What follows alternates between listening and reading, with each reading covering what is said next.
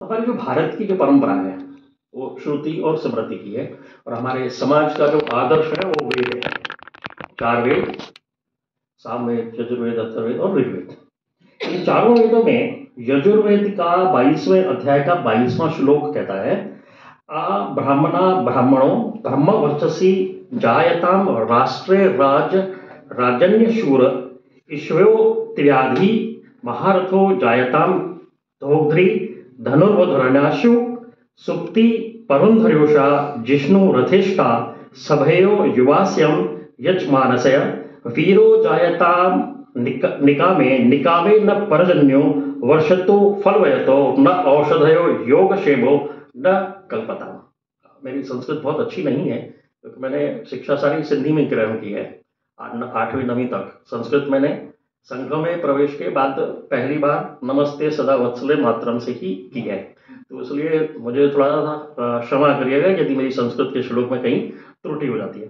अर्थात हे दयालु जगत प्रता जगत पिता ब्रह्मा, हमारा जो समाज है उसका जो नेतृत्व करने वाला राजा है, जो समाज प्रदान करता है, यानी समाज के ऊपर यह दायित्व है कि शासन कौन करेगा, उसका चुनाव समाज करेगा।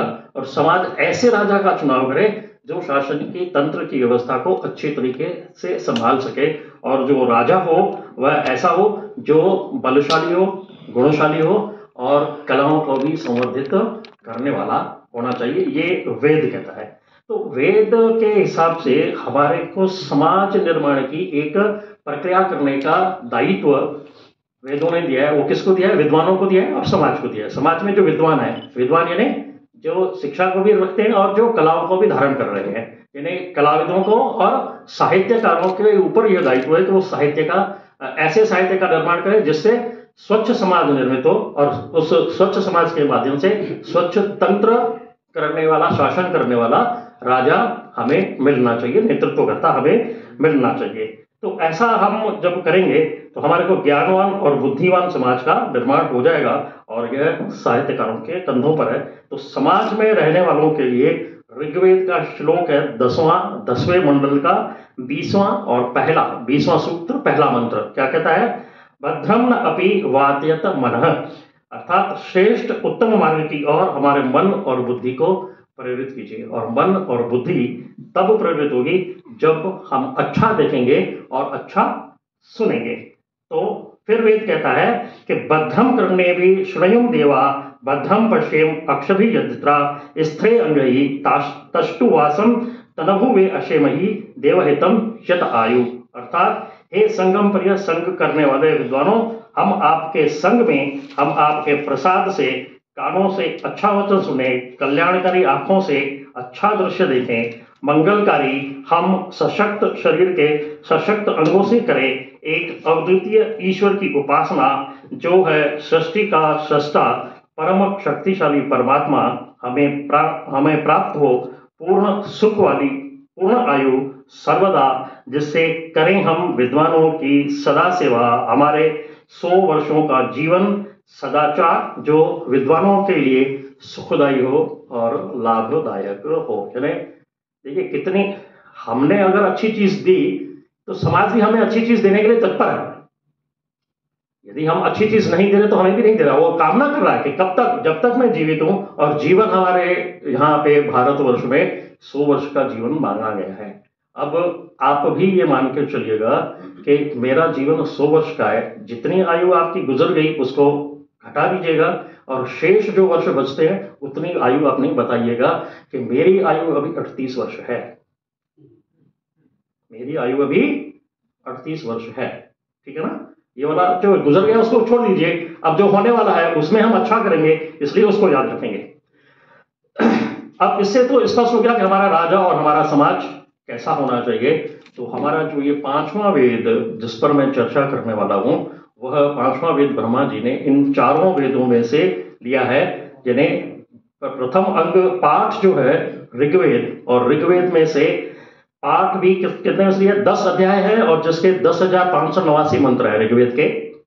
और द्वितीय अंग गीत सामवेद का है, उसमें 1875 मंत्र है। तृतीय अंग अभिनय यजुर्वेद से लिया है, जिसमें 40 अध्याय हैं और 1975 मंत्र हैं। और चौथा रस जो है वो अथर्ववेद से लिया है, उसमें 20 कांड या 20 अध्याय हैं, जिसमें 5977 श्लोक हैं, मंत्र हैं। कुल मिलाकर के 20,413 मंत्रों में से निकल करके अपने को रस तत्व 5वां वेद मिला है, उसी को अपन ने किया है। तो इस जब वेद की रचना की तो जैसा भार्गव साहब ने बताया था कि इसको इंद्र को कहा गया कि आप ग्रहण करिए। तो इंद्र ब्रह्म को, देव को कहते हैं, ग्रहणे धरणे ध्याने प्रयोगे चास्य शतम अशक्ता भगवान देवा अयोग्य नाट्य कर्मणि य इमे वेद गुयाम ऋष संस्कृतवता एतस्य ग्रहणे शक्ता प्रयोगे धारणे तथा। अर्थात हे भगवान, मैं इस ग्रंथ को ग्रहण करने के लायक नहीं हूं, या देवगण इसके लायक नहीं है, क्योंकि इसमें श्रम चाहिए और युक्ति चाहिए। तो वो श्रम जो करेगा वो मनुष्य ही कर सकता है, ऋषि कर सकता है, इसलिए आप इसी ऋषि को दीजिए। उस समय भगवान ब्रह्मा भरत मुनि को यह वेद ग्रहण करने की आज्ञा करते हैं, और तब वो कहते हैं, श्रुत्वा तु शक्रवंचनम बाबा हवागम संभव त्वं पुत्र शता संयुक्तु प्रयोक्ता भवानध आशापितु विद्वाह नाट्य वेद पितामहात् पुत्राध्यानम योग्यान प्रयोग चापि तत्वतः। अर्थात इन 100 पुत्रों के माध्यम से, 100 शिष्यों के माध्यम से आप इसे प्रयोग में लाए और इसे ग्रहण करें। तो यहां पुत्र क्या है? वास्तव में क्या किसी एक ऋषि के 100 पुत्र होते हैं क्या? तो यहां शिष्य जो है वो ऋषि का पुत्र है। और नाटक करने वाला कौन? क्या नाटक का लेखक? नहीं, नाटक का निर्देशक। नाटक के निर्देशक ने जो अभिनय करने के लिए पात्र चुने हैं वो उसके शिष्य हैं, वो उसके पुत्र के समान है। जो शिष्य है वो पुत्र के समान है, और यहीं से समाज की परंपरा शुरू हो जाती है।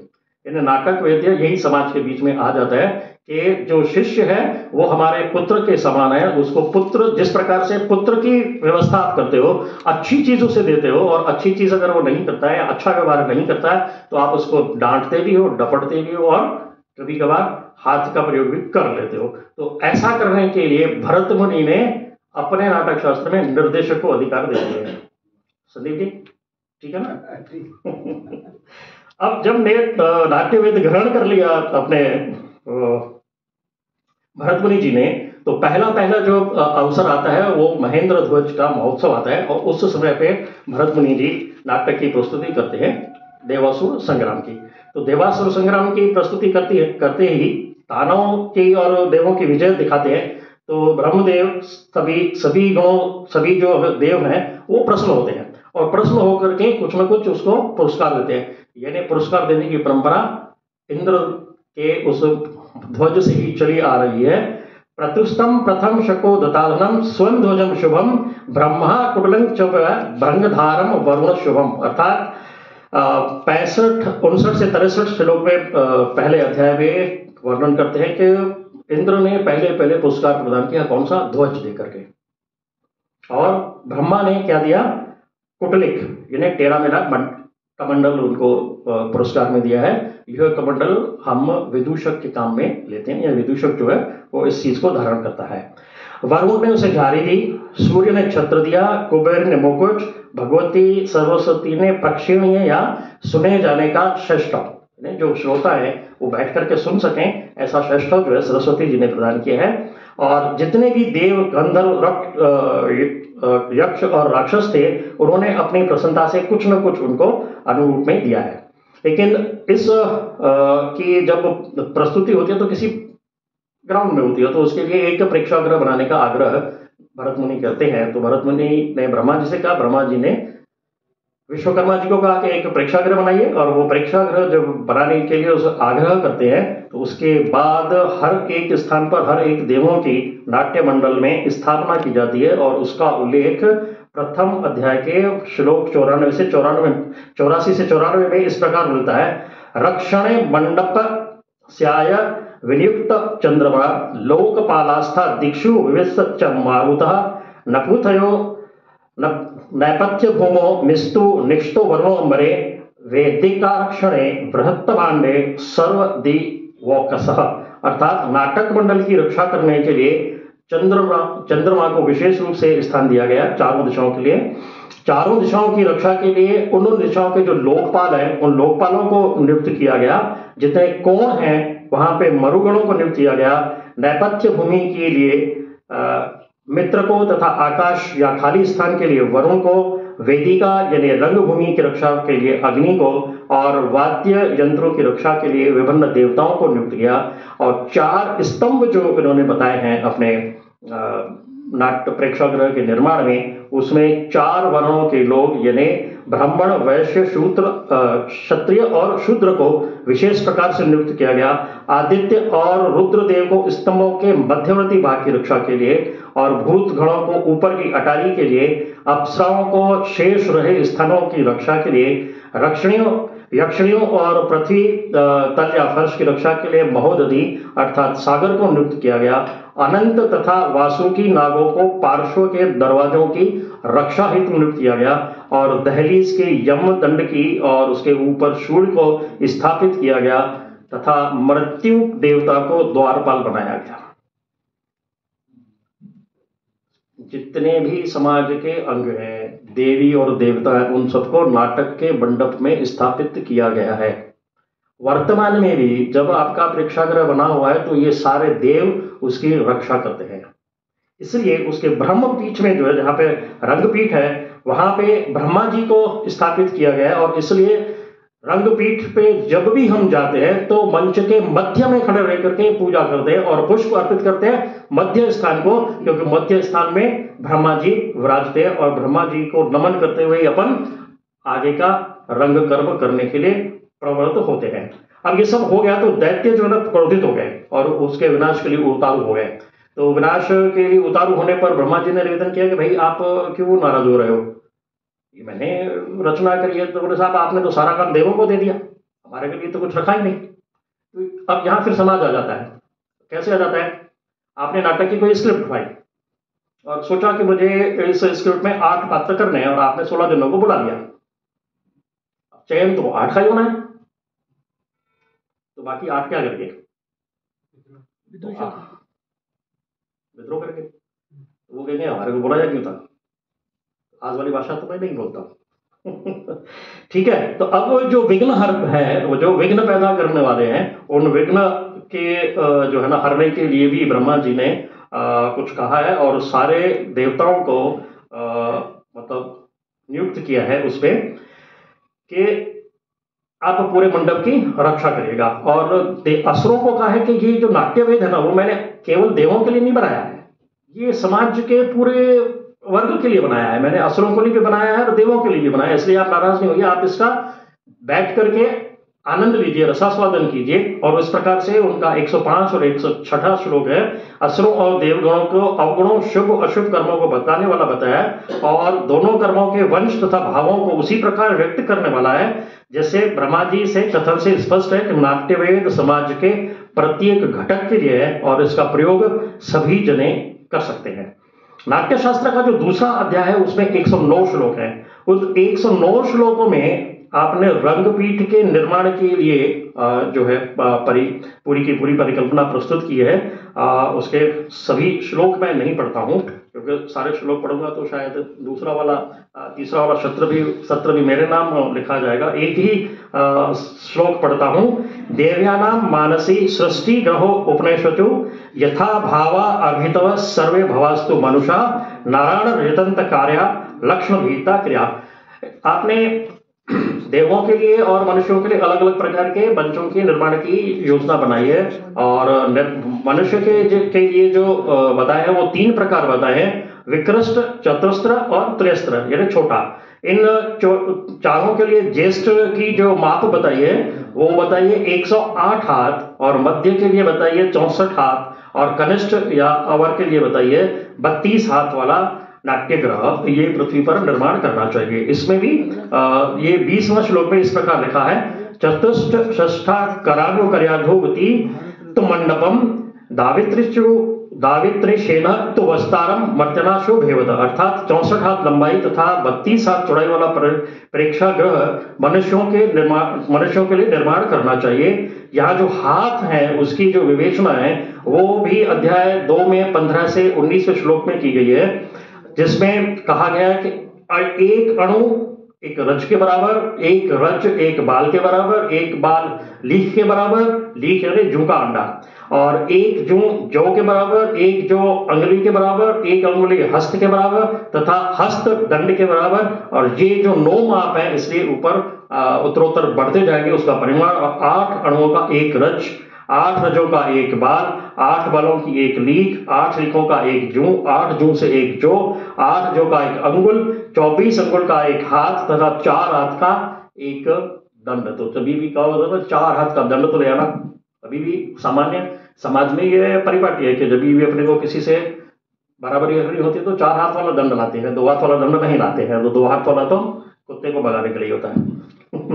चलिए, तो ये जब नाट्यगृह निर्माण हो जाता है तो इस निर्माण की भी जब कहें कि उद्घाटन है या नींव जो है वो कब रखनी चाहिए, यहां से फिर वापस वो शुरू हो जाता है अपना शास्त्र। वो कहते हैं कि जितने भी जो उत्तरा नक्षत्र वाले हैं, 3 नक्षत्र हैं उत्तरा नक्षत्र के, उत्तराषाढ़ा, उत्तरा फागुनी और उत्तरा भाद्रपद, और मार्गशिरा, विशाखा, रेवती, हस्त, त्रिशा और अनुराधा, इन नक्षत्रों में ही उस प्रेक्षागृह की पूजा करनी चाहिए, यानी भूमि पूजन करना चाहिए। उसके बाद उसमें निर्माण करना चाहिए। और जब इससे की तिथि तय हो जाए कि हमारे को इस स्थान पर नाट्यगृह बनाना है तो उसके लिए भूमि का समतलीकरण, भूमि के समतलीकरण के बाद उसकी ड्राइंग डिजाइन बनाना, और ड्राइंग डिजाइन बनाने के बाद में हर एक स्थान पर स्तंभों का निर्माण करना, ऐसे उन्होंने पूरा का पूरा बताया है। तो 4 जो स्तंभ बनाए हैं उन्होंने कहा है कि ईशान कोण में ब्राह्मण स्तंभ, उसके नीचे सफेद वस्त्र, पुष्प जो है चंदन से युक्त होना चाहिए, और कान के आभूषण जितना सोना डालना चाहिए। आग्नेय कोण में क्षत्रिय स्तंभ, उसके नीचे तांबा, और नैत्य दिशा में वैश्य स्तंभ, इसके नीचे चांदी, तथा वायव्य कोण में अर्थात पूर्वोत्तर दिशा में शूद्र स्तंभ, इसके नीचे लोहा डाला जाना चाहिए। ऐसा उल्लेख नाट्य शास्त्र में मिलता है। अब इस पूरे श्लोक का यदि मैं विवेचन करूं तो इसमें समाज का कोई भी एक अंग नहीं बचता जिससे हमें सहयोग नहीं लेना। इन्हें जब समाज के सारे अंग आपका सहयोग करेंगे तब जाकर के नाट्यगृह का निर्माण हो सकेगा। भूमि आपको शासन से प्राप्त करनी होगी, यानी आजकल का local self government, UDS department, और उसके बाद उस पर आपको समतल करना है तो किसान से हल लाएंगे या ट्रैक्टर लाएंगे, जेसीबी लाएंगे, उसको ठीक तरीके से करेंगे। विश्वकर्मा को लेना है यानी ड्राइंग डिजाइन के लिए आर्किटेक्ट को लाना है, फिर मजदूरों को लाना है, मजदूरों के साथ में जो ये वस्त्र अंग वगैरह जो बताए हैं कि नीचे अपने स्तंभों के नीचे, तो जुड़ाही का, लोहार का, सुनार का, सबका प्रयोग, सबका सहयोग, प्रयोग नहीं कहूं मैं यहाँ, सबका सहयोग जो है वो लेना चाहिए। और उसके बाद पूजन के बाद उत्सव मनाने जैसा वातावरण करना चाहिए। और कहा है कि जितने भी आपके स्वजन आए हुए हैं उनको आप भोजन कराएंगे, और भोजन की भी वहां व्यवस्था है कि राजा को क्या कराना, प्रजा को क्या कराना, और जिन्होंने दान दक्षिणा दी उसको क्या कराना, उसका भी उन्होंने पूरा उल्लेख किया है। कि मैं पढ़ूंगा तो फिर बहुत लंबा होता जाएगा, इसलिए मैं इसको थोड़ा सा काटता जाता हूं। उसकी व्यवस्था के लिए फिर रसोइया का उपयोग। अच्छा, फिर कहते हैं कि जब आप पूजा पाठ करो तो ऐसे स्थान पर पाखंडी, ढोंगी, इन लोगों को मत लाना, इन लोगों को दूरी रखना। फिर एक और अच्छी बात कर देते हैं कि इस स्थान पर दिव्यांग जनों से सहायता नहीं ली जानी चाहिए। यानी समाज का कितना सुंदर चित्रण है कि दिव्यांग जन से भारी काम, क्योंकि निर्माण का काम भारी है ना, तगारियां उठाना, पत्थर इधर से उधर करना, मसाला उधर से उधर पहुंचाना, हटाना करना, तो दिव्यांग जन का उपयोग इस कार्य में नहीं करना चाहिए। और अगर नाटक की प्रेक्षागृह की निर्माण हो गया तो निर्माण के बाद नाटक का दूसरा भाग प्रारंभ हो जाता है। ये पहले भाग में समाज के इन अंगों का उन्होंने प्रयोग करना और प्रयोग वर्जित करना बताया है। दूसरे भाग में हम नाटक की प्रस्तुति करेंगे। तो नाटक की प्रस्तुति करने के लिए जो संहिता की लिखना है, यानी स्क्रिप्ट का लेखन है, वो किसी विद्वान से कराया जाएगा। विद्वान से कराने के बाद उसको प्रयोग करने के लिए आपको समाज के विभिन्न अंगों को बुलाना पड़ेगा और उसके बाद आप मंच पर प्रस्तुति कर सकते हैं। तो यानी विद्वानों की भी आवश्यकता आपको पड़ेगी और इस जो आपने लिखा उसकी प्रस्तुति करने के लिए अभिनय करने वाले अभिनेताओं की आपको आवश्यकता पड़ेगी। और यही इसमें केवल लेखन की बात नहीं करते, लेकिन यहाँ पे भाषा की भी बात करते हैं। 18वां अध्याय जो है, उस 18वें अध्याय में कौन कौन से क्षेत्र की, भौगोलिक क्षेत्र में किस प्रकार की भाषा बोली जानी चाहिए, वो 56 से 61 तक के श्लोक है अध्याय 18 के। तो उसमें लिखते हैं, गंगा सागर मध्य यतु देशा संप्रकृतिता एकार बहुलाम भाषा तेषु तजः प्रयोजते। अर्थात गंगा सागर के मध्यवर्ती प्रदेशों में जो लोग रहने वाले हैं उसको ए आकार वाली भाषा का प्रयोग करना चाहिए। तो उत्तर प्रदेश के आसपास के लोगों की आप भाषा सुनेंगे तो आपको लगेगा कि बराबर ये बात वहां पे ठीक कही गई है। और इसी में वो जो बाकी जो भाग हैं हमारे भारत के, उसमें बोलते हैं कि विंध्याचल पर्वत और सागर का मध्यवर्ती भाग में नकार बहुलता वाली भाषा, वेत्रवर्ती नदी के उत्तरवर्ती प्रदेशों सौराष्ट्र और अर्वंतनीय प्रदेशों में चकार वाली भाषा, और हिमालय सिंध तथा सोमवीर की उकार वाली भाषा, यह वाली भाषा, और सातवें में चर्म वर्णती यानी चंबल नदी के आसपास वाले अरावली पर्वत के समीपवर्ती प्रदेशों की निवासियों को आ या वाली जो भाषा है उसको बोलना चाहिए। तो हम जो राजस्थान में बोलते हैं तो अपने किसी भी नाम के आगे आप अगर बढ़ाएंगे तो आ की भाषा आती ही आती है। यानी समाज के लिए पूरी भाषा विज्ञानों की भी आपको आवश्यकता पड़ेगी। और हमारे जब सिद्धि में किसी में भाषा बोलते हैं तो सुरेश नहीं बोलते हैं, सुरेश बोलते हैं। ठीक है। तो नाटक का प्रारंभ जो है हमें बताया है कि हमें नांदी प्रस्ताव से करना है, जिसमें सूत्रधार आकर के रंगमंच की पूजा करेगा और बताएगा कि हम आज इस मंच पर किस प्रकार की कथा को लेकर के आए हैं और वो आपको क्या उपदेश देने वाली है।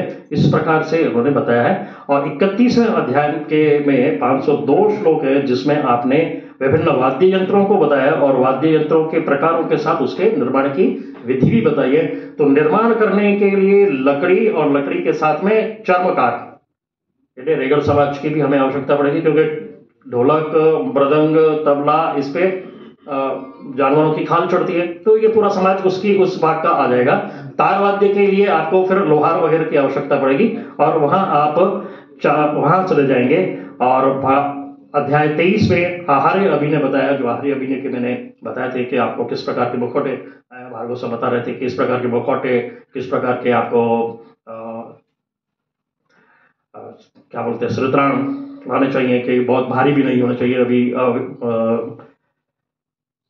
संदीप जी ने महाराजा दाहिर किया था तो उसके लिए जो बनाए थे वो पुट्ठे वाले सारे बनाए थे ताकि वो बहुत भारी नहीं हो और अपने को अभिनय करने में बहुत आसानी हो सके। लेकिन यहाँ पे समाज के साथ में मदारी का भी जो है हमें सहयोग लेना पड़ेगा। यदि हम मंच पर किसी सजीव प्राणी को या सजीव चित्र को लाना चाहते हैं, पक्षी या पक्षी को, हालांकि कुछ स्थानों पर बड़े जानवरों को प्रदर्शित करने के लिए भरत मुनि ने मना किया है कि हाथी, शेर, चीता ऐसी चीजों को आप मंच पर नहीं लाएंगे, लेकिन छोटी छोटी जो पक्षी हैं उसको ला सकते हैं, उसकी उन्होंने अनुमति दी है। तो उसके लिए अपने को मदारी या बहेरिया, शिकारी, इसका भी उपयोग अपने को कर सकते हैं।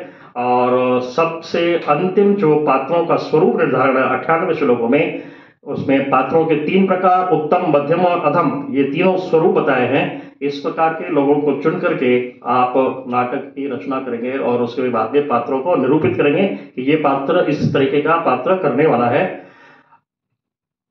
मुझे विशेष रूप से जो प्रेषित करना था वो था अध्याय 23 का श्लोक 121 से 130, जो लोक भावनाओं को आदर करने का संदेश देता है कि हमें समाज का किस प्रकार आदर करते रहना चाहिए।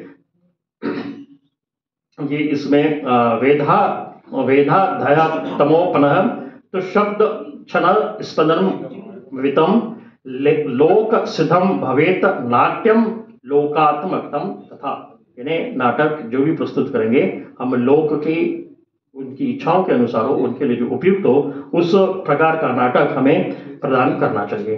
तो वेदों के ज्ञान तथा अध्यात्म से उत्पन्न विभिन्न शब्दों और छंदों से समन्वित नाटक लोक स्वभाव परिलक्षित होने पर ही लोक सिद्ध हो सकता है।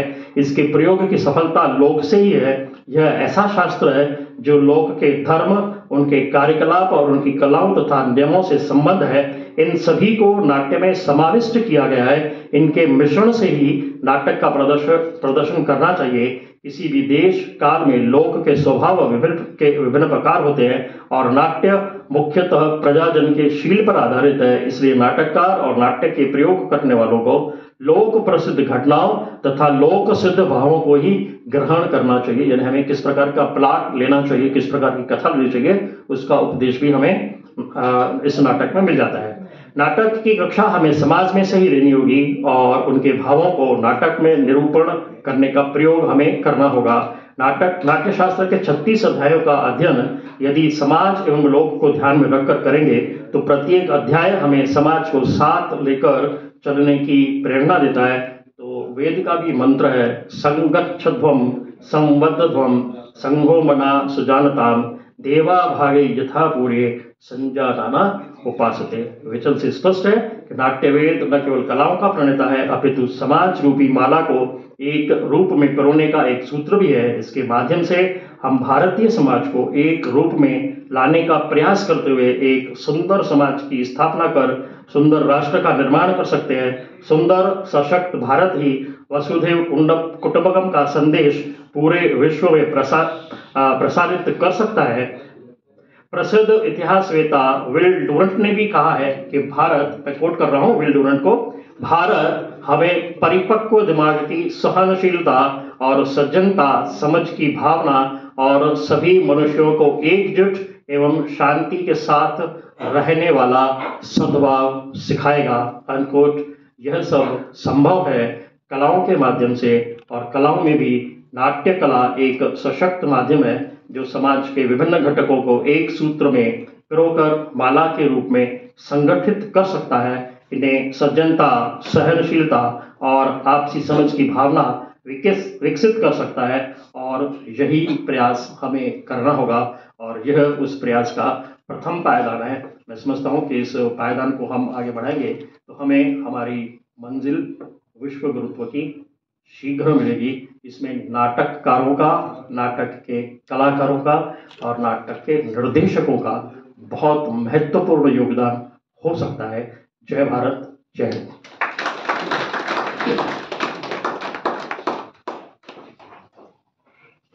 बहुत सुंदर तरीके से हमारे देवराज जी ने बताया। नाटक शास्त्र के 36 अध्याय, कहीं कहीं 37वां अध्याय भी देखने को मिलता है किसी संस्करण में, और 6000 श्लोकों, इन सब का समावेश करके हमारे सुरेश जी ने जो विवेचना की है, रंग पूजन से लेकर मंचन होने तक उसके बारे में विस्तार से जानकारी दी, प्रेक्षागृह के निर्माण के बारे में बारीक जानकारी दी, नाट्य प्रस्तुति की संहिता के बारे में इन्होंने बताया, भौगोलिक भाषा जानकारी, और वाद्य यंत्रों के निर्माण के वादन और उनके निर्माण की जानकारी, और आहार्य अभिनय, वेशभूषा, रंगभूषा, इसके बारे में भी इन्होंने एक विशेष जानकारी दी। अध्याय 23 में जो इन्होंने विशेष उल्लेख किया समाज का, जो कि विषय भी था कि समाज का हमें आदर करना चाहिए, ये हमें शास्त्र में बताया जाता है, और उसी से प्रेरणा लेकर हम समाज में भी इसको कर सकते हैं। और इसका इन्होंने विवेचन किया कि नाट्य कला एक सशक्त माध्यम है, ये इन्होंने बताया। और इन्होंने जो सिद्धि में नाट्य शास्त्र का लेखन किया है, और आंगिक अभिनय, वाचिक अभिनय, सात्विक, आहार्य के बारे में इन्होंने जो बताया है, ये बहुत ही अमूल्य, इन्होंने इनके विचारधारा से हमको प्रभावित किया इन्होंने। अब मैं इसी को आगे बढ़ाते हुए हमारे जो सत्ताध्यक्ष है डॉक्टर जितेंद्र थड़ानी जी, उनसे आग्रह करूंगा कृपया वो भी अपनी बात रखें।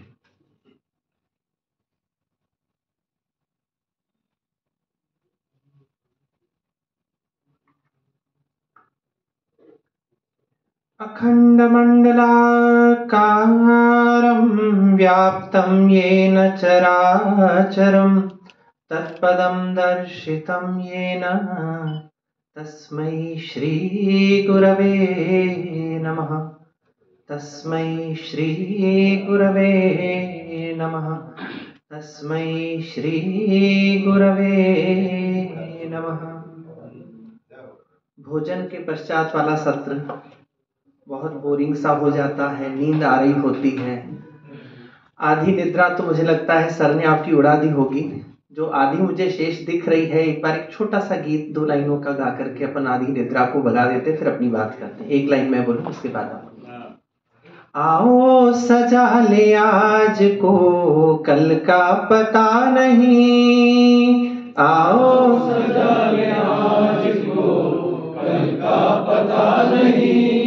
मुझे अकेले की आवाज भारी पड़ रही है, एक बार बिना माइक के बात करना। आओ सजा ले आज को कल का पता नहीं, आओ सजा ले आज को कल का पता नहीं। कल को तो छोड़िए जनाब, पल का पता नहीं, कल को तो छोड़िए जनाब, पल का पता नहीं। पल का पता नहीं है, इसलिए जो पल मिले हमको बड़े मजे से जी लें। सबसे पहले संस्कार भारत। हाँ जी, बहुत बढ़िया। आराम से। वो कह नहीं पा रहे हैं, वैसा वापस पढ़िए बस इतनी। तालियां में लास्ट में फिर बजवा दूंगा। सर्वप्रथम संस्कार भारती को धन्यवाद, साधुवाद। इतने सुंदर विषय पर इन्होंने चर्चा प्रारंभ की है। नाटक, पिक्चर, फिल्में खूब टीवी और बड़े पर्दे पर हम देख रहे हैं। लग रहा है नाटक है, पर क्या वो वस्तुतः नाटक है? नाट्य शास्त्र पढ़ेंगे तो आपको पता चल जाएगा कि नाटक है क्या। इतनी सुंदर परंपरा हमारी रही है नाटकों की। त्रिपुरदाह नाम का नाटक सबसे पहले वेदों में भी प्राप्त होता है, जिसका उल्लेख। आज के नाटकों को देख लें, इतनी विकृतियां आ गई हैं नियमानुसार उस शास्त्र के नियम से। साधारण सी बात कह दें, मर्डर दिखाया नहीं जाएगा, कोई ऐसी बात हो उसको दिखाया नहीं जाएगा, उसकी विष्कंभक, प्रवेशक इत्यादि के द्वारा केवल सूचना दे दी जाएगी। आज नाटकों में सब कुछ दिखाया जा रहा है। क्या वो नाटक हुए? नहीं। तो बहुत अच्छा काम हमने प्रारंभ किया है कि हम उस नाट्य विधा के नियमों की जानकारी देकर के इस नाटकों में जो विकृतियां आई है उनको दूर करने का कुछ प्रयास करने का हमने बीड़ा उठाया। आपको बड़ा आश्चर्य होगा कि इस नाट्य शास्त्र मिला कहां, कैसे मिला। अंग्रेजों का शासन, ब्रिटिश सरकार के द्वारा मुख्य न्यायाधीश नियुक्त हुए 1784 में सर विलियम जोन्स कलकत्ता आए। माना जाता है 24 से अधिक भाषाओं के जानकार, 2 दर्जन से अधिक भाषाओं के जानकार थे। यहां आए तो कहा कि भैया मुझे संस्कृत सीखनी पड़ेगी, क्योंकि आपके यहां न्याय करने के लिए मुझे आपके ग्रंथों को पढ़ना पड़ेगा। कुछ ही महीनों में संस्कृत सीख ली। न्याय शास्त्र के विद्वान थे, न्याय शास्त्र के ग्रंथ पढ़े तो कभी किसी से चर्चा करते हुए कहा कि भाई न्याय शास्त्र तो मैंने आपका सीख लिया, आपका कोई काव्य शास्त्र भी है क्या? उसका कोई ग्रंथ हो तो बताओ। तो एक विद्वान ने कहा, काव्येषु नाटकम रम्यम तत्र रम्या शकुंतला।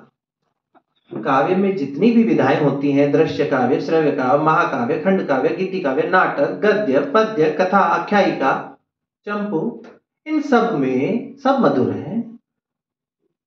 रम्य जो है वो नाटक है। क्यों नाटक रम्य है? बाकी सब श्रव्य काव्य है, ये दृश्य प्लस श्रव्य दोनों है। अच्छा, तो फिर अब नाटकों में कौन सा नाटक सबसे अच्छा है? तत्र रम्या शकुंतला। उनमें अभिज्ञान शाकुंतलम सबसे महत्वपूर्ण है। मंगवाया ग्रंथ, उसको पढ़ा। वदंती है कि उसको पढ़ने के बाद सिर पर रख के नाचने लगा न्यायाधीश कि मुझे आनंद मिल गया। कहा कि भैया जिस शास्त्र के आधार पर इस ग्रंथ की रचना हुई है वो भी तो दिलवाओ। बड़ी इधर उधर से ढूंढ ढांड के नाट्य शास्त्र की पोथी मंगवाई गई, तब लिखित रूप भी प्रचलित था, प्रिंटेड रूप नहीं था। उसको पढ़ा, बोले हम जो नाटक वहां देख रहे हैं कर रहे हैं वो तो कुछ है ही नहीं। तब उन्होंने अभिज्ञान शाकुंतलम का प्रकाशन करवाया, फिर नाट्य शास्त्र का प्रकाशन हुआ, फिर हमारी परंपरा आगे बढ़ी। बबलानी जी ने बहुत सुंदर, आप लोगों ने तंडुलोदन न्याय सुना होगा, गृहिणियां जानती होंगी, चावल को बनाते हुए चावल कच्चे हैं या पक्के उसकी पहचान की जाती है एक दाना उठा करके है, उसको कहते हैं तंडुलोदन न्याय, यानी पूरे चावल पक चुके हैं। 2-4 उदाहरणों से इन्होंने आपको दिखा दिया कि नाट्य शास्त्र के 36 अध्याय के चावल पके हुए हैं। असली विद्वान वही है जो बड़ी से बड़ी बात को 36 अध्यायों को 36 मिनट में समेट लिया है। एक बार तालियां तो बनती है। सबसे पहले भूमिका बताई, पृष्ठभूमि वेदों से लेकर के चले, फिर नाट्य शास्त्र में कहां कहां पर क्या क्या है, सामाजिकता, उसकी वर्तमान संदर्भ में क्या प्रासंगिकता है, हमको किस प्रकार से उन सबको साथ लेके चलना है, संगच्छध्वम संवदध्वम, ये अंतिम इन्होंने कहा था सब साथ चलें। पता नहीं कहां से बात आ गई कि हमारे शास्त्रों में लोगों को बांटने की बात कही गई, साथ चलने की बात कही है, साथ खाने की बात कही गई है। किस प्रकार से देवा भागम यथा पूर्वे संजानाना, जिस प्रकार से देवता, सारे देवता छोटा हो बड़ा हो सब लोग एक साथ बैठ करके खाना खाते हैं, उसी तरीके से हमको भी साथ रहना है। नाट्य शास्त्र में इसका विधान किया। अभी सर ने बताया 4 प्रकार के खंबे लगाए, उन खंभों में विभिन्न प्रकार के वर्णों, 4 वर्णों की बात कही गई, देवताओं को स्थापित किया गया। आप देखिए हमारे यहाँ पर जितने भी शब्द हैं, वेद इत्यादि हैं, उनको, उनकी जो भाषा है वो सांकेतिक है। उम्र बीत जाएगी आप वेद का अर्थ नहीं समझ सकते। 2-3 प्रकार के ग्रंथ हैं, श्रुत ग्रंथ, स्मृत ग्रंथ और कृत ग्रंथ। श्रुत को विनिर्गत ग्रंथ भी कहा जाता है, जो साक्षात ईश्वर के मुख से निकले हैं, वेद इत्यादि। स्मृत ग्रंथ जिसमें बाकी ये सब ग्रंथ आते हैं। कृत ग्रंथ में आप जैसे हमारे तुम्हारे लोग जो लिख ले में बस उसी को कृत ग्रंथ। स्मृत ग्रंथ और से भी ऊंचा स्थान है श्रुत विनिर्गत ग्रंथ का वेद। और नाट्य शास्त्र को वेद की संज्ञा दी गई। इसका मतलब आप ये मान लीजिए कि वेदों से एक इतना सा भी इनका स्थान नीचे नहीं मान सकते। हमारी शास्त्र परंपरा में केवल 2 ग्रंथों के लिए वेद पंचमो वेद कहा गया। 5वां वेद एक तो महाभारत के लिए कहा गया, भारतो पंचमो वेद, दूसरा नाट्यो पंचमो वेद। नाट्य शास्त्र हमारा पंचम वेद है।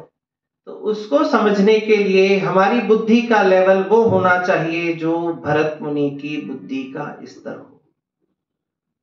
तो हमें तो समझ में आएगा नहीं। आचार्यवान पुरुषो ही वेद, वेद बिना किसी आचार्य के समझ में नहीं आएंगे। इसीलिए नाट्य शास्त्र भी बिना किसी आचार्य, आप किताबें उठा करके पढ़ लो नहीं समझ में आएगा, आप उस भाव तक पहुंच ही नहीं पाएंगे। अभी बड़ा सुंदर सा शब्द लिया, द्वारपाल के रूप में भाग्य को और मृत्यु को खड़ा कर दिया गया। हमारे यहाँ शब्द धातुज होते हैं, हर एक शब्द की बीच में स्थान जो दिया वो अग्नि को, सूर्य को दिया था। मंडप में मेन रंगमंच के पास इंद्र को दिया गया। क्यों? इति ऐश्वर्य, जो ऐश्वर्यवान व्यक्ति है जिसके पास संपन्नता है उसको वहां बिठाया जाए।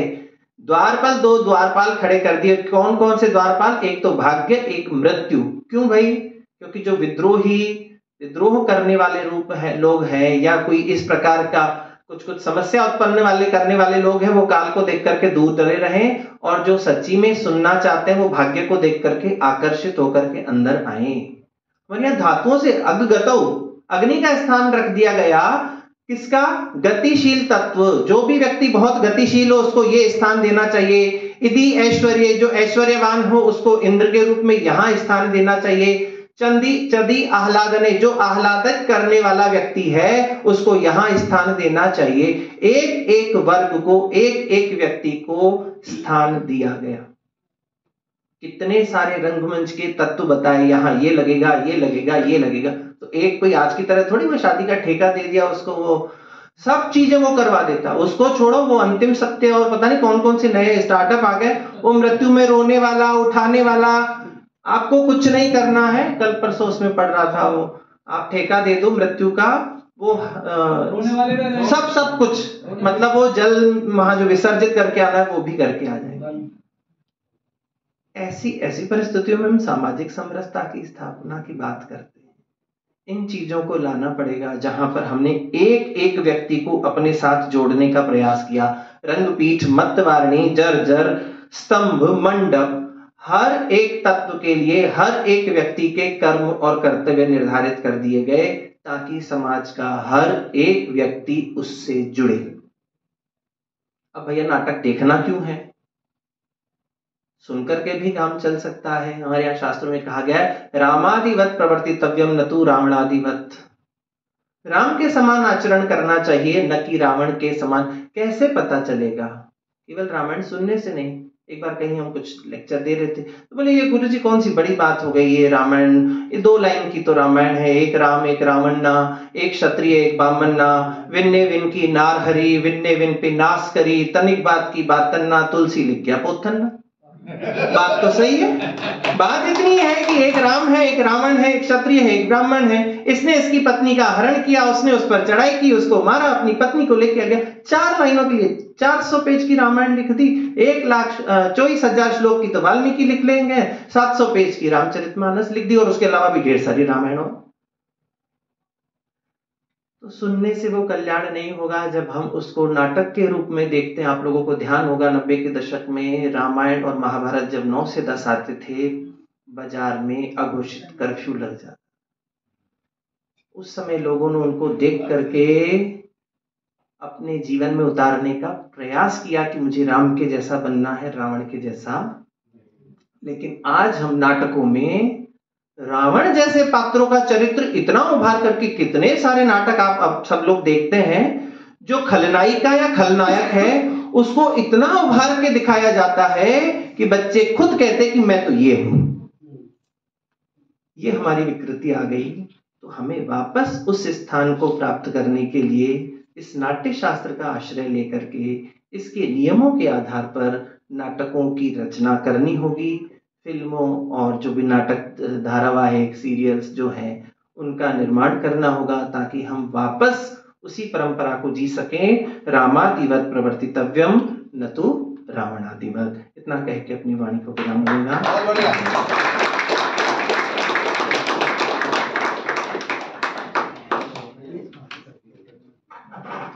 बहुत सुंदर गिरिंद्र जी, आपने सुंदर विवेचन किया और साथ में यही बताया कि समाज को साथ लेकर कैसे इसमें परिवर्तन लाया जा सकता है, और जो ये मीडिया है इसके माध्यम से हम समाज में परिवर्तन ला सकते हैं।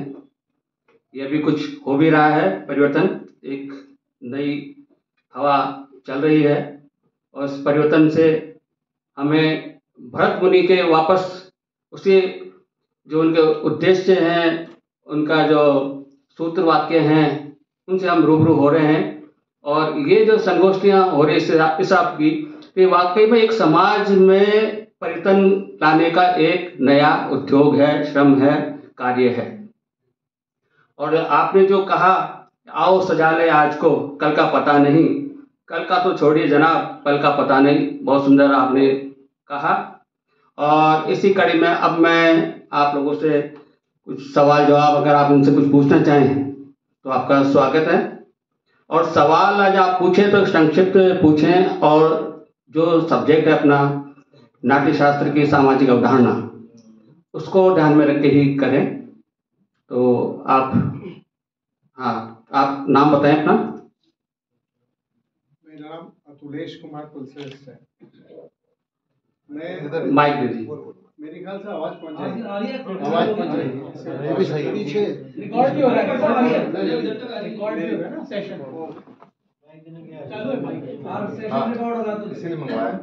मेरा नाम अतुलेश कुमार कुलश्रेष्ठ है, जयपुर से हूँ। मैं ये जानना चाहता हूँ कि ये जो नाटककार हैं और जितने भी नाट्य शास्त्र हैं, इनकी समाज को सुधारने में कितनी बड़ी भूमिका है और वो किस तरीके से उनको काम करना चाहिए? ये सवाल आपका किससे है? आदरणीय बबलानी जी। बबलानी से। बबलानी से।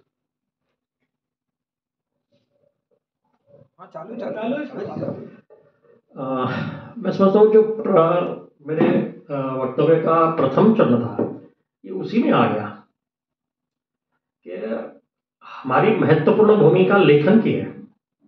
नाटककार है, नाटक लिखने वाला, नाटक निर्देशक है, ठीक है। जब नाटककार लिखेगा तो उसको किस प्रकार का संवाद लिखना है और किस प्रकार के उसको अभिनीत करना, वो निर्देशक के पास में जाता है।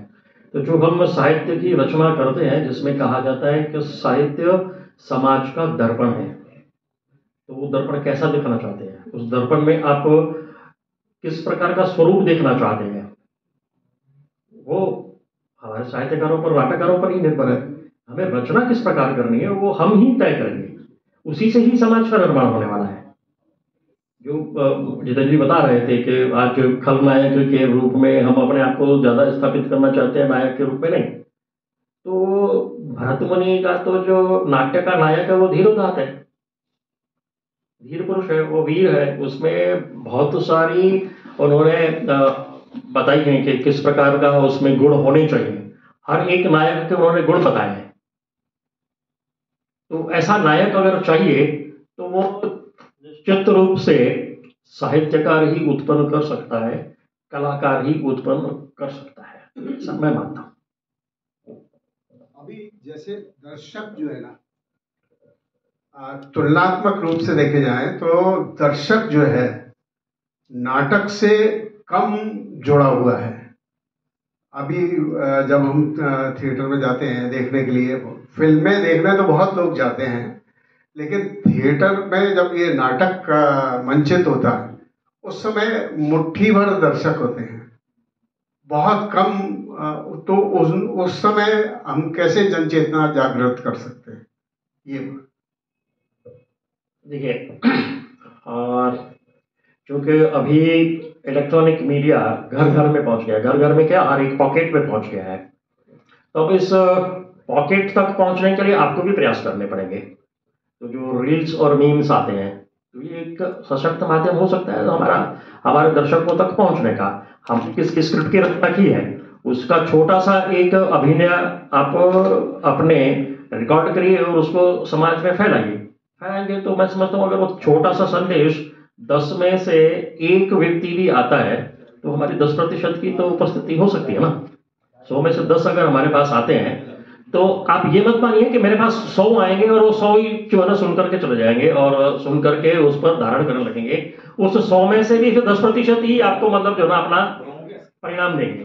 तो हमें 10% के परिणाम से स्टार्ट करना पड़ेगा और 10 से फिर 100 बनेगा और 100 से 1000 बनेगा। समय लगेगा। मैं ये नहीं कह रहा हूँ कि आप मेरी बात सुन करके और कल आपने एक रील बना करके आपने सोशल मीडिया पे डाल दी तो परसों आपके नाटक देखने के लिए कोई 50-100 लोग आ जाएंगे। समय लगेगा, लेकिन हमारी जिम्मेदारी निर्देशक की और लेखक की बढ़ गई है अभी। हमें लिखना क्या है और हमें प्रस्तुत क्या करना है, हमें परोसना क्या है। जिस प्रकार से माँ बच्चे के प्रारंभिक काल जब स्वर्ण प्रशासन कराते हैं ना अपन, उसके बाद बच्चे को क्या देना, ठोस आहार देना है क्या? नहीं देना, हमें नरम आहार देना है। तो नरम आहार से धीरे धीरे आगे बढ़ती है।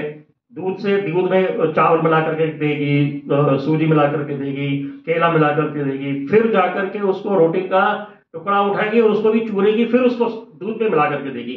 तो वैसा अगर भाव आपको लेकर के आए, यानी जब तक वो वात्सल्य भाव नहीं आएगा ना भानु साहब, लेखक में वात्सल्य भाव नहीं आएगा, निर्देशक में वात्सल्य भाव नहीं आएगा ना, तब तक आप प्रेक्षागृह में दर्शकों का इंतजार ही करते हैं। तो जरा लाइए ना प्रश्न उसमें भाव को। जब आप रचना करें, और रचना करने के साथ मैंने स्वयं अनुभव किया है कि जब आप संवाद लिखते हैं और लिखते हुए आपके आंखों में आंसू और आपके मुख से अनायास हंसी और आपके शरीर से वाह, आपको ना जब तक अनुभव नहीं होगा ना तब तक आप दूसरे किसी को अनुभव नहीं कर सकते।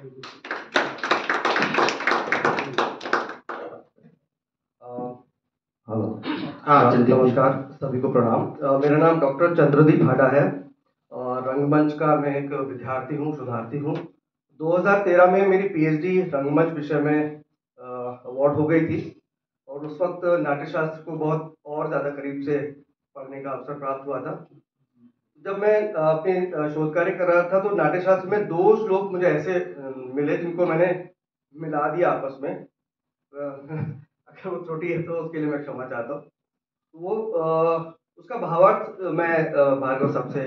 आपका सवाल क्या है? आप प्रश्न वो मैं बता रहा हूँ। पहले प्रश्न ये है, नाट्यम भावानुकीर्तनम लोक वृत्तानुकरणम, ये 2 श्लोक थे जिनको मैंने मिला दिया आपस में। इसका भावार्थ क्या है आप सर हम सबको बताइए। नहीं, ये आप विषय से थोड़ा दूर जा रहे हैं चंद्रदीप जी। अभी मैंने आपसे अनुरोध किया है कि हमारे जो वक्ता बैठे हैं इनसे पूछना है। ठीक है सर, आप बताइए। भार्गव साहब से हम बाद में पूछेंगे। और ये सामाजिक अवधारणा से संबंधित जो चीज है, अगर ये सामाजिक अवधारणा से ही संबंधित है, नाट्यम भावानुकीर्तनम लोक वृत्तानुकरणम। आप नाटक का जो भाव है उसको प्रस्तुति किस प्रकार से करनी, मैंने भी कहा है अंत में कि जो लोग चाहता है उसको देख करके ही आपको अपनी प्रस्तुति देनी है। ठीक है ना। मैं अगर फिर वापस अपने वो पारिवारिक वाले उदाहरण पे आ जाऊं तो आपको अल्पाहार में क्या चाहिए? आपको फल खाने हैं, जूस पीना है, या हमारे सिंधी का दाल पकवान खाना है? तो वो भाव आपको स्वयं को, मतलब आपकी जो इच्छा है उस इच्छा को आपने व्यक्त किया, तभी तो गृहिणी ने आपके लिए वो बनाया। अब ये हमारे लिए जो है ना, ये पूरी की पूरी प्रेक्षागृह में बैठे हुए जितने भी लोग हैं ना, वो हमसे क्या चाहते हैं। मेरे साथ में मेरे गुरुजी हैं सुरेश हिंदुस्तानी जी। इन्होंने कभी भी हास्य नाटक सिंधी में नहीं किए और सिंधी के दर्शकों को जब तक हास्य में भी फूहड़ हास्य नहीं दोगे वो आपके पास आता ही नहीं है। हम दोनों ने यही तय किया कि हम नहीं करेंगे, हास्य करेंगे लेकिन स्तरीय करेंगे, जो कि प्रोफेसर नंदी किशोर जी ने बताया गया कि तुलसी ने वहां भी हास्य उत्पन्न किया, लेकिन किस प्रकार से किया? वो सीता ने लोक का अनुकरण करते हुए श्लोक का, तो वैसा ही अनुकरण हमें भी करना पड़ेगा। भरतमुनि का नाट्यशास्त्र भी कहता है कि जो चीज मैंने नहीं कही है, जो चीज मेरे से कहने से रह गई है, वो आप लोक जो कर रहे हैं ना उसका अनुकरण करिए।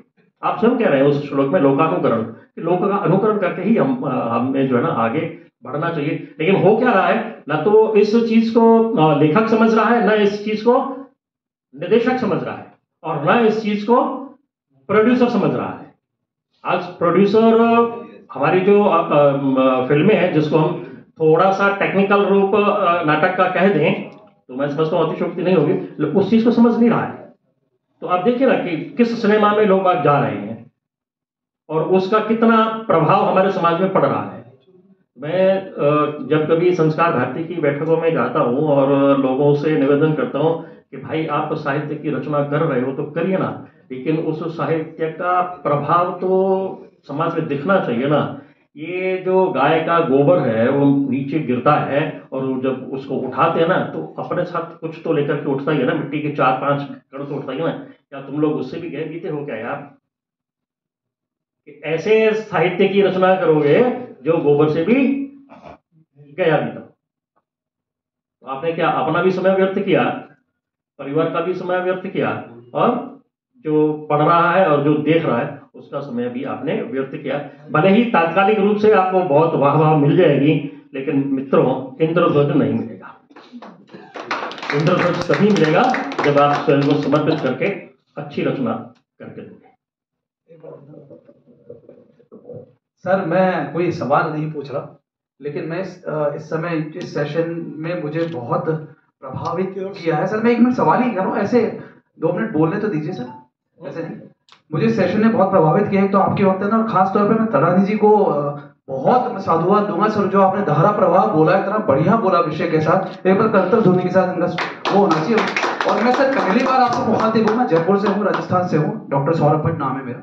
मैं पहली बार आपसे मिला हूँ, लेकिन मैं बड़ा प्रभावित हुआ आपकी भाषा से, आपकी बोलने की स्पीच से, जो आपने बोला और जिस हिसाब से बोला, मैं वाकई में और एक मैं इनके सवाल का जवाब मैं जरूर देना चाहूंगा कि सर जो अतुलेश जी ने कहा था कि लोग नहीं आ रहे, तो मैं उसको कहना चाहूंगा कि मैंने मुंबई में थिएटर देखा है, मैंने बंगाल में थिएटर देखा है, मैं सभी जगह थिएटर देख रहा हूँ, लोग भीड़ लगा करके आ रहे हैं, टिकट्स नहीं मिल रहे। जयपुर में, खास तौर पर जयपुर में ये देखने को मिल रहा है, तो अधिकता और एक स्तर, ये दोनों चीजें बहुत ज्यादा हो रही हैं। अधिकता भी बहुत है, हर दूसरा आदमी नाटक कर रहा है, तीसरा आदमी नाटक कर रहा है, नाटक देखने लोग आ रहे हैं, स्तर नहीं मिल रहा तो फिर नहीं जा रहे हैं।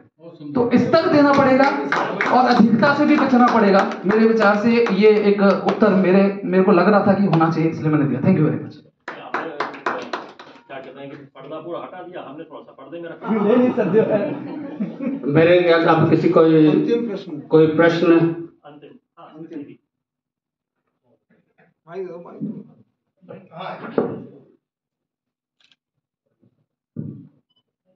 सभी को नमस्कार। मैं प्रोफेसर अनुपमा सक्सेना सीकर से आई हूँ।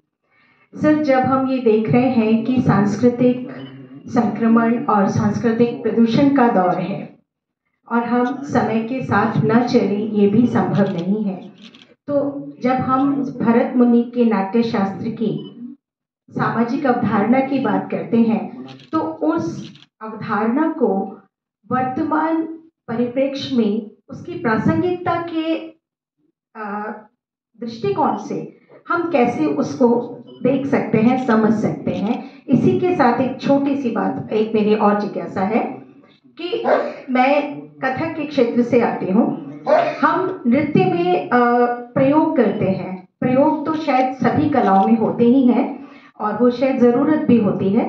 तो जिस तरह के प्रयोग हमारे यहाँ कथक में बिरजू महाराज ने किए, कथक में उन्होंने क्रिकेट भी खेला है और समसामयिक विषयों पर भी बात की है। नाटकों में जो स्थिति है वो सर किस तरह से हम गाँव मोहल्लों तक उसको पहुँचा सकते हैं। मैं शेखावाटी से आती हूँ। शेखावाटी अपने आप में बहुत कला से समृद्ध क्षेत्र है, लेकिन ललित कलाओं में वो बहुत पिछड़ रहा है।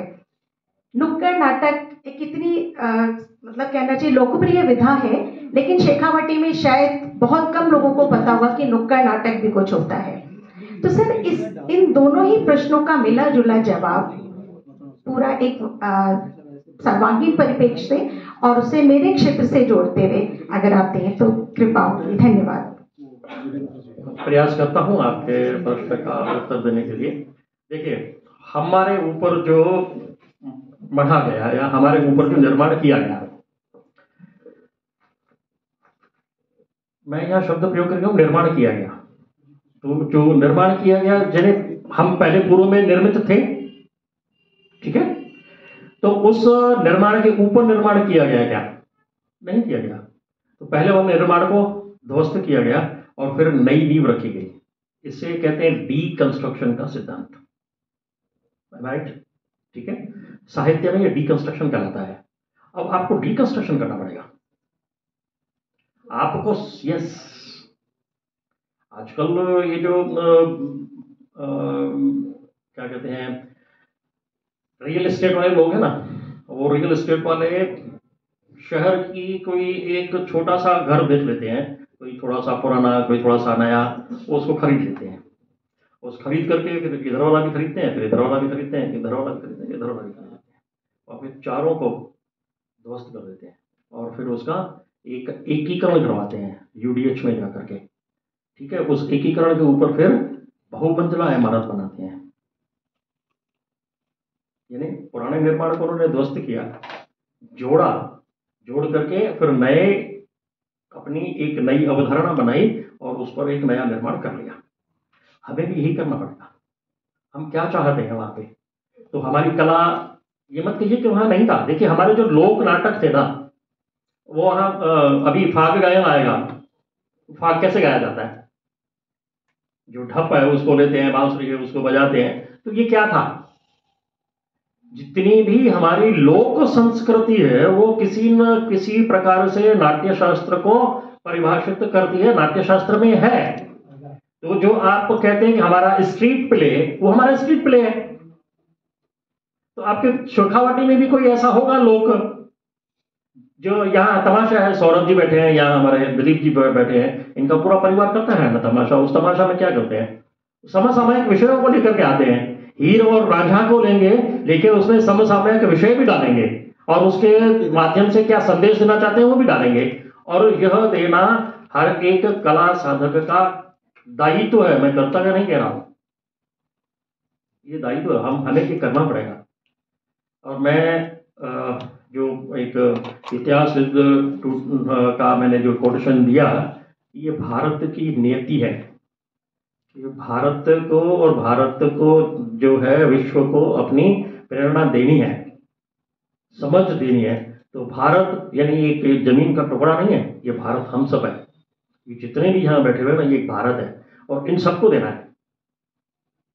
तो हमें बिना किसी प्रतीक्षा के, बिना किसी के कि मेरे को कोई आएगा और आमंत्रित करेगा, मैं लिखूंगा और उसके बाद में कोई उसको मंचित करेगा, आप लिखिए और किसी को कहिए कि भाई साहब ये मैंने लिखा है, इसमें सुधार करिए और उसको प्रस्तुत करिए। प्रयोग करने की छूट भरतमुनि ने भी दी है और हर एक विधा प्रयोग करने की छूट देती है, चाहे वो कथक हो, चाहे वो गायन हो, चाहे वो वादन हो, चाहे वो नाटक हो। प्रयोग करना, महाराष्ट्र में एक शब्द प्रयोग करते हैं जब नाटक की प्रस्तुति होती है, तो वो वहां पे कहते हैं, मैंने शोलापुर में सुना है कि आज हम एक प्रयोग कर रहे हैं, सादरीकरण कर रहे हैं। वो कॉलर ऊंचा करके नहीं कहते कि हैदराबाद में नाटक करने जा रहा हूँ, आना ना, कोई नहीं आएगा। वो सादरीकरण करिए तो सही ना, आप कला, अपने आप को कला के प्रति समर्पित करिए तो सही।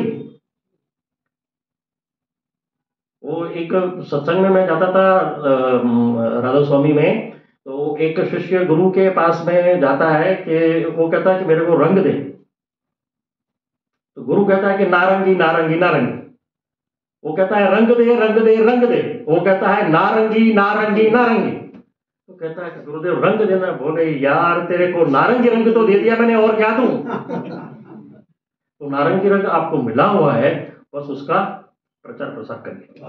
बहुत सुंदर, बहुत सुंदर। समय हो रहा है और बहुत ही सुंदर तरीके से किया। एक जितेंद्र जी से एक सवाल किसी ने पूछा नहीं, तो एक चलते चलते मैं भी एक सवाल कर लेता हूँ। जितेंद्र जी, आपने बताया था कि प्रथम नाटक जो है वो आपने बताया त्रिपुरदाह। तो मैं ये पूछना चाह रहा हूँ, प्रथम नाटक कौन सा था, इंद्रधनुष था या त्रिपुरदाह? त्रिपुरदाह का उल्लेख मिलता है। देखिए, संस्कृत के साथ में समस्या ये है हमारे साथ कि हमारे जितने भी कवि रहे, ग्रंथकार रहे, वो लोकेशणा से बहुत परे रहे। किसी ने अपने बारे में कुछ नहीं लिखा। तो इनका समय काल निर्धारण करना बहुत मुश्किल है, लेकिन प्राप्त अंतः साक्ष्य और बाह्य साक्ष्यों के आधार पर हमारे संस्कृत साहित्य के इतिहास के जितने ग्रंथ हैं, उनमें त्रिपुरदाह को हम प्राचीन नाटक मानते हैं। प्रामाणिक रूप से हम किसी भी ग्रंथ के लिए नहीं कह सकते। इंद्रधनुष और ये हाँ, इंद्रधनुष तो भरतमुनि का नाटक है। उससे पहले त्रिपुर पहला अवतरित किया जमीन पर, भरतमुनि के जो नाट्य लेखन से पहले त्रिपुरदाह, हाँ, उसके बाद में इंद्रधनुष, हाँ। ये प्रथम नाटक। धन्यवाद। जितेंद्र जी, आपको सुना तालियां प्लीज सुना देते हैं एक बार। 10 रुपये कारण जैसे मातृ भाव का नमः सारु विदेतन विष्णु बताए। धनंजय ने कई वर्षों बाद, भरतमुनि के नाट्यशास्त्र के बाद कई वर्षों बाद में उन्होंने 10 रूपकम लिखा, उन्होंने ग्रंथ का निर्माण किया। उसमें भी जो बोध कराया 10 रूपों का, उसमें 10वें स्थान भरतमुनि को दिया। और तो भरतमुनि को भी आज के परिप्रेक्ष्य में नमन करना हमारा कर्तव्य बनता है, तो हम भरतमुनि को नमन करते हैं। धन्यवाद। धन्यवाद प्रदीप सिंह जी राजावत जी। इस सत्र का यही हम समापन करते हैं और 15 मिनट के चाय ब्रेक के लिए हम लोग नीचे एकत्रित होंगे। ऊपर मंगा लो ना, ऊपर नहीं, हम अलाउ नहीं करते। आधा घंटा लगेगा। हाँ, लिस्ट है सब 3 इधर से ही जा सकते। तो 15 मिनट के भीतर हम सभी मिलते हैं ताकि हम अगले सत्र को समय से आरंभ कर सकें। 5:15 हमारा समय है। 5:05 पे यहाँ आने का प्रयास करें जी सभी।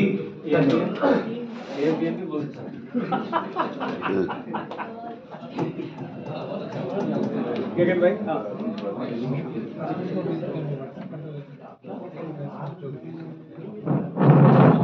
अभी बनाएंगे जब भी बनाओ। ये तो कह रहे कि जो आने के बाद करें, आने के बाद नहीं भेजेंगे, कुछ छपवा देंगे।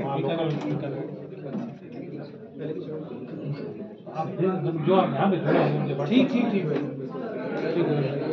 जा कर रहे हो? नहीं ऐसा अरे अब तो मैं सेशन पे वो संचालन करने वाला हूँ, आप जा कैसे सकते हो? मतलब हमारा तो आप देखते ही निकल आए, मतलब बताओ हम कैसे आप इतना देखा है यार।